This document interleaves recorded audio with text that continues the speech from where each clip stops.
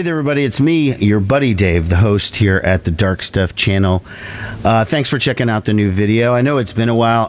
It's a long story. But, you know, I just wanted to make it a point, even though it's been about 6 weeks since he passed, of doing something to memorialize and acknowledge the death of Eddie Van Halen. He was a really important person to me in my musical upbringing.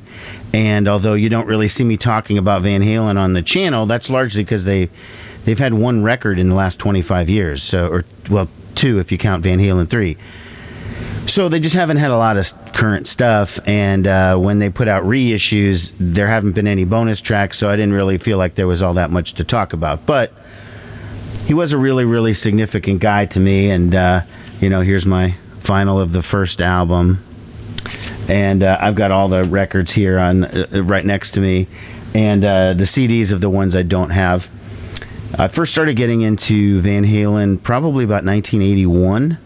I was 10 years old, and I used to listen religiously to the radio, to Z92 here in Omaha, and they used to play a lot of the Fair Warning album, Into Diver Down, into, of course, 1984. But I mean, at the time of 81, it was Fair Warning.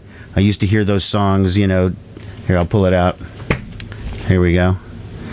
So this is my personal favorite Van Halen record. You'd hear, you know, Mean Street, So This Is Love, Unchained, Hear About It Later. By the way, this is such a fucking diverse album. I mean, Hear About It Later, Push Comes to Shove, So This Is Love, Mean Street, Dirty Moon. They don't even sound like, I mean, it's such a brilliant record. Anyways, I got off track. I remember in 1982, Van Halen came to town, and they were on the Diver Down tour, and I was 11, and I really wanted to go, but my parents would not let me because I was just too young. I mean, it wasn't a possibility at age 11.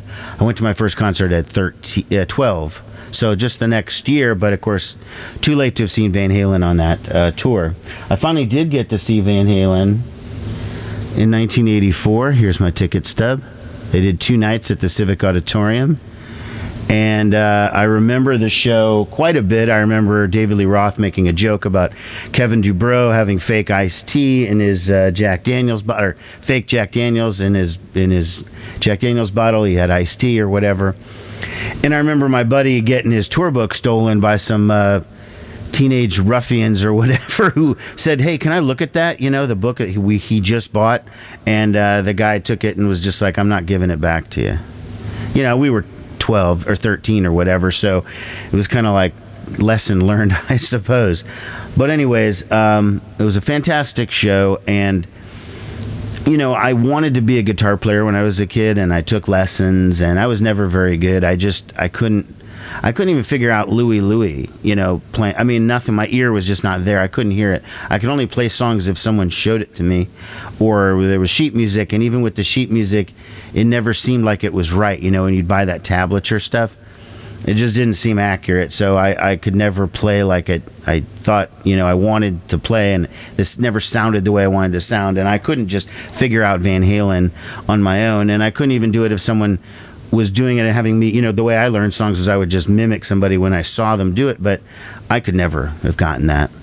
But he was a big influence. I don't know if you remember back in the 80s, he was endorsing these Kramer guitars. They were all white, you know, and he had the ad where he was wearing the No Bozo t-shirt and holding up the white Kramer guitar, and that was my first electric guitar. I bought it 100% because Eddie Van Halen endorsed it, and I thought it was cool, and it had a little mini red Marshall stack.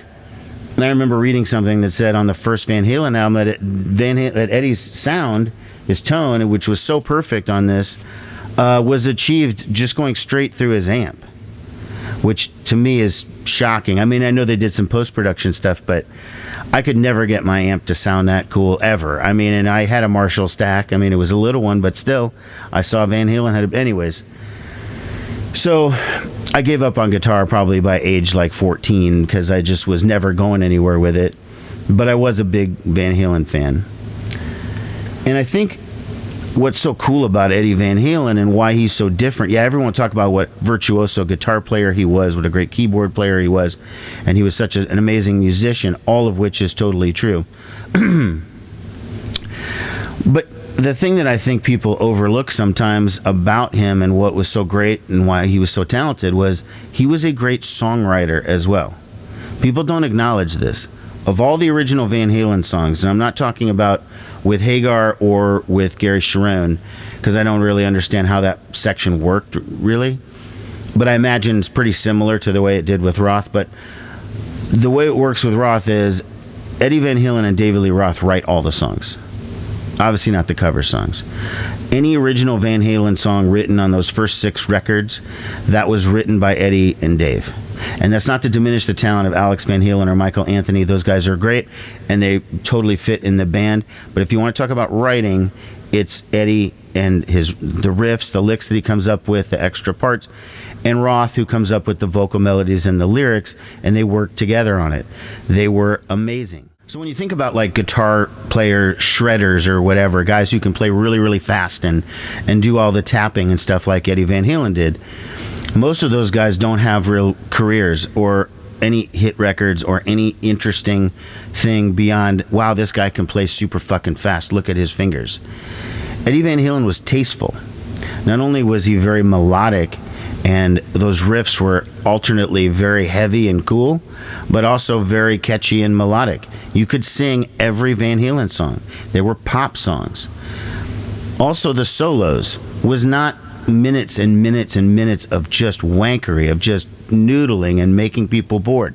It was 25 seconds maybe at the most, and it was very much in tying in with the song. It was very melodic. You could hum along to it. You know, even the really the fast stuff, you could still kind of hum along to that. They are memorable solos for that fact. That's why he's such a step ahead of all of his peers and the people who tried to mimic him. Why every guitar player in hard rock and metal in the 80s wanted to be Eddie Van Halen, and yet none of them came anywhere close, because I think what they focused on was the shredding aspect as opposed to the melodic aspect, the songwriting aspect, the keeping it concise and really, really, playing to the song.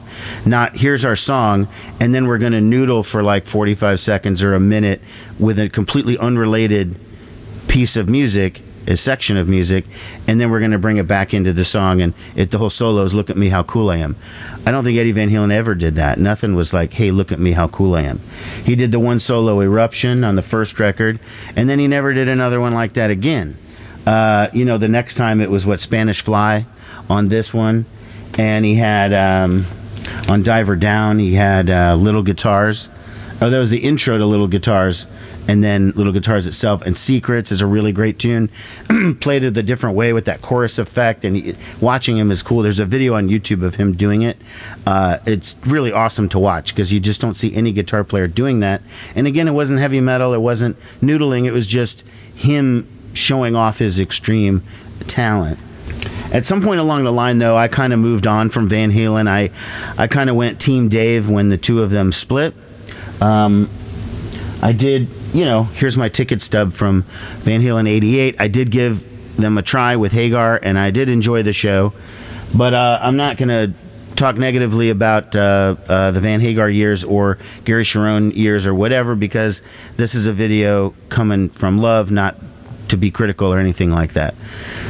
So, here's some more of my CDs. I've got the Tokyo Dome Live. Besides seeing them in 84 and 88, I saw them again in 2007 when they got back with David Lee Roth. And it was a borderline religious experience seeing them back with Dave. I was so happy, Bummed a little bit about Michael Anthony not being there, but Wolfgang Van Halen was great too. And it really, again, to me, Van Halen always was and always will be Edward Van Halen and David Lee Roth. They were Van Halen. So here's my Van Halen Tokyo Dome, a Van Halen 2 CD, Women and Children First. These are just duplicates of the records that I have. Anyways, I don't know. I guess that's really all I wanted to say. I just wanted to get that out there. This is way late. It would have been more appropriate to do this 5-6 weeks ago, but it just wasn't possible at the time. But, rest in peace, Eddie. You're a huge part of my life, and his music was... It's timeless. I mean, absolutely timeless. When Sirius XM did a Van Halen channel, that was all I could see on my Twitter feed. I listened to it for days. And you know what I realized the sad thing is, and I texted this to a friend or tweeted it to him or something? was that if you take all of the music made by the original Van Halen, okay, and I'm including A Different Kind of Truth, the reunion album with Roth, you put that all together, it's 4 hours of music. That's it. All that group left behind, you know, with Roth, was just 4 hours of music. So you have no excuse for having all of it, frankly, okay? You should have all of those original 6 records. And I'm a big fan of Different Kind of Truth also. I thought it was fantastic. And I like the live album, Tokyo Dome. I know people knock Roth's voice and whatnot, but if you had been there and it had been a concert volume, you wouldn't have said shit. So anyways, I'm off on a tangent. Thanks, Eddie, for all the music. Peace out.